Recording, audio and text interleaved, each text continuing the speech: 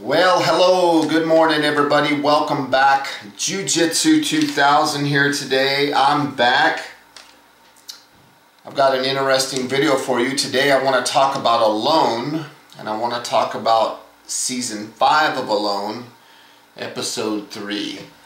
A lot of stuff starting to happen on the show. The show's getting good, so if you haven't seen that episode, I highly recommend that you turn this video off. It will contain spoilers.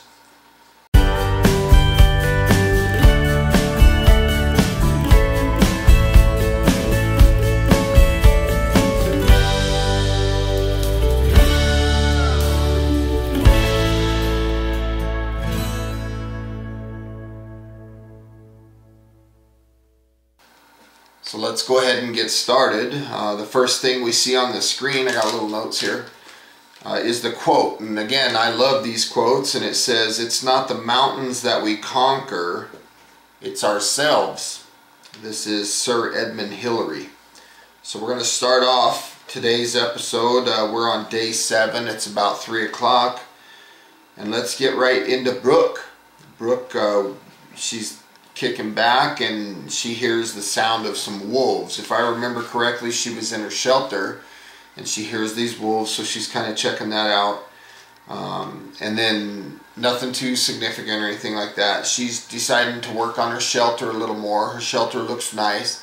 And then she made a really nice hearth, fire pit, which was cool, because when you have a fire and the rocks heat up and then the rocks radiate that heat out, in a location like Mongolia where it's going to be very cold, that a good hearth in your shelter, I think, is a very smart decision for her to make. Now, she talked about there was a little bit of smoke that was kind of staying in her shelter, so she decided to open the top a little bit to allow the smoke to leave. And that's good. We don't want no carbon monoxide poisoning on the show or anything like that. But my concern with doing that, with opening the top of the shelter, is you're also not just letting smoke out, but you're letting the heat out. So I don't know how that's going to pay out for her. So now we're talking about Nicole, and she's taking a bath in the river. She looks happy.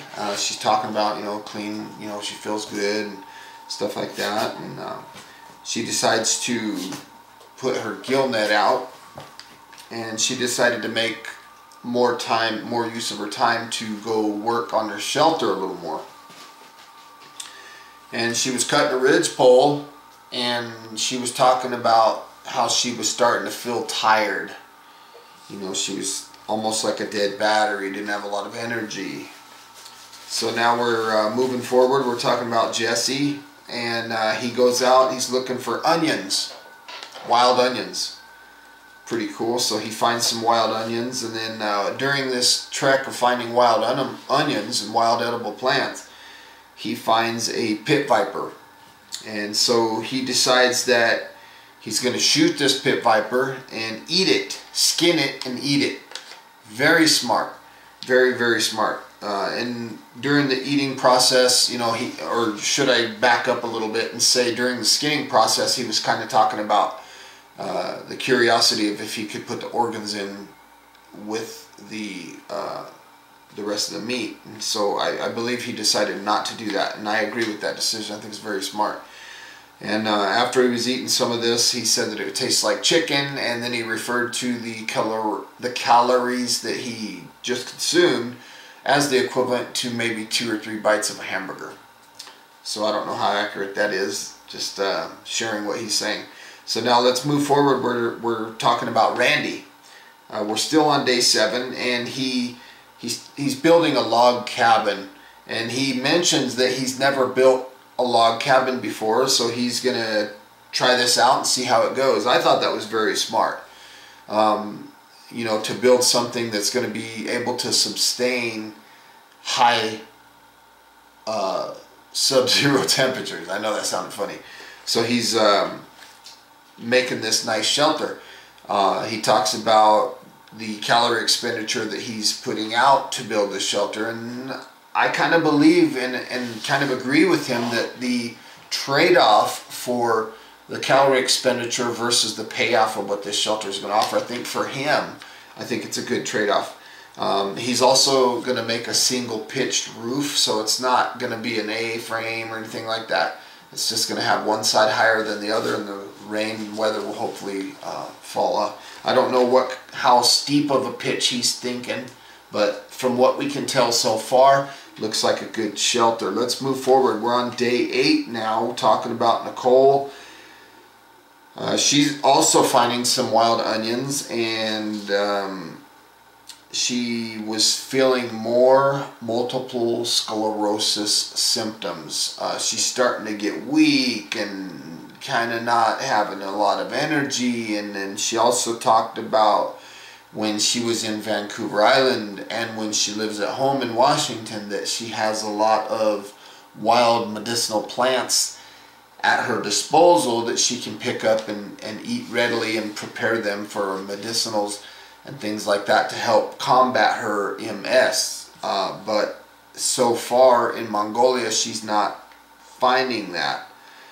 She did also find some wild onions, so that was pretty cool. Now let's move forward. We're talking about Sam. Now this part about Sam I really liked. He took some of his 20 gauge snare wire and used the wire to make fish hooks. He also broke down the inner strands of the paracord and made some line and stuff like that. So I really like what Sam's doing. He had a pole, and as he mentioned it, he said something to the effect of, it's like a Huck Finn fishing set, you know, his pole. Very cool. So he's out fishing, and he has not caught any fish yet. Again, let's not forget we're on day 8. He also mentioned that when he was in Vancouver Island on what season was he on? I think he was on season 1. He talked about the whole time he was out there, he only caught 2 fish. So he's hoping that now on season 5 that he can do better. And I think he will. Now let's talk about Randy. He went fishing and he caught 4 fish in a single day, and that's crazy. I also noticed a plastic bottle, and I thought that was kind of interesting, and he was using the bottle to wrap the string around, and he was using it as a hand fishing reel. So very smart of Randy. Let's go forward to Sam again. He decides that he's going to set up some deadfalls. So he's setting all these deadfalls, and he understands very clearly that deadfalls work in numbers, so he's putting out a lot of them. I thought that was smart, and from what I could see on the screen, it looks like he's got a Paiute deadfall type trigger setup, and those are hard to set. So now we're talking about Jesse again. So he's out rolling around, and he finds I think it's a grouse, some kind of bird, and he shoots it with his bow. Boom. So now we're starting to realize one thing about Jesse. He's got 2 kills now already with his bow. So I'm starting to think that his bow, for him personally, is going to be very instrumental on the show. You know, he's doing that. So pretty cool. So good job for Jesse for using his bow. Let's talk about Nicole. So she's sitting down. She was getting some, I think, birch bark. She was getting some birch bark. She was going to make some shingles for her shelter. And pretty cool. You know, she's out there. She's got her knife and stuff like that. So she kind of went to move, and her legs gave out from under her. She fell down. So she's starting to have multiple sclerosis attacks.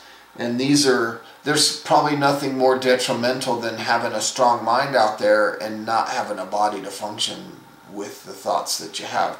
So I feel for her. I'm starting to really feel for Nicole. Let's move forward. Day 9, we're still talking about Nicole. Again, I mentioned that she was cutting birch bark for these shingles for her shelter. She's doing a good job out there. She's got a lot of knowledge, and her shelter looks solid. And you know, she decides that she's kind of feeling these symptoms, so she decides to go rest and relax a little bit in hopes that the symptoms will pass, you know, let her body chill out. And so she does that, and then she gets up to go get some water or maybe some food. And during that process of standing up, she got upright and then fell again, and she grabbed her tarp, and she was kind of hoping that that footage wasn't going to be shown on the show. I'm guessing it kind of embarrassed her a little bit to put herself out there like that.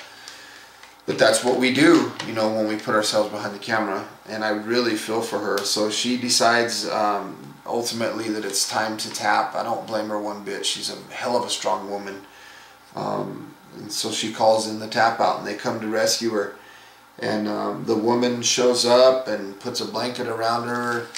You know, you can feel the love, you know, like she's hurt because she's can't function, and she's got way more under the hood than what her body's allowing her to do. So they ask her if she can walk out assisted or if they should carry her out on a board, and ultimately she said that she would want to be carried out on a board. Her legs just flat weren't working. So, man, tough loss. Nicole is such a rock star. She was my pick to win the show. So now I'm looking at the contestants that are left, and I'm thinking, who's my pick now? I'm guessing, you know, maybe Larry or Britt, you know, maybe Sam, I'm not sure. I really like Dave too. So let's move forward. Let's talk about Sam.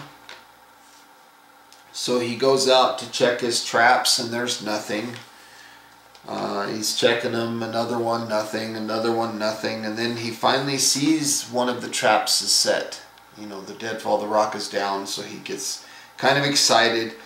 Who wouldn't be excited? I mean, we're on day 9 and no food, you know, so he lifts the rock and there's a bird, a little bird under there, and he decides he's going to take this little bird and put it in some stew, and he's putting the internals in the stew, all the bones and everything, because that's going to release the marrow and all the nutrients that bird can offer. So, which isn't going to be much. It's a small bird, but he kind of jokingly said that, and it was very smart what he said. But he said that he packed on. How did he put that? 70 pounds of fat on his skeletal frame that he packed in there, which is very, very smart. You're going to go on a survival show. You need to have some body fat. So again, he's slow cooking this bird, and he's talking about the gravy and how he could eat that just about any time. Another thing about Sam that I noticed that I kind of forgot to mention earlier in this video was that when there was a couple shots where it showed, I thought that the contestants only had one big pack, you know, the one that they carried on their back when they were dropped off. Now Sam, it appears that he has a dry sack or a dry bag type backpack with him, as well as his regular pack. So I was kind of curious about that, wondering, did they allow another bag for him, or what's the story behind this bag? Also, I wanted to mention that I noticed on this season there's a couple of Dutch ovens out there. There was even a cast iron, looked like a Lodge Dutch oven, so that was pretty cool. So that's about all I have for you today. That's the end of this episode. It was a very good episode. The show, like I said, it's starting to get real fun, and hope you got some good, useful information out of this video. Please feel free to leave your comments down below, like this video, share this video, and if you like the type of content that you see on my channel, please hit that notification bell when you subscribe. And until next time, thanks for watching, and I hope you guys have a beautiful day. We'll see you next time.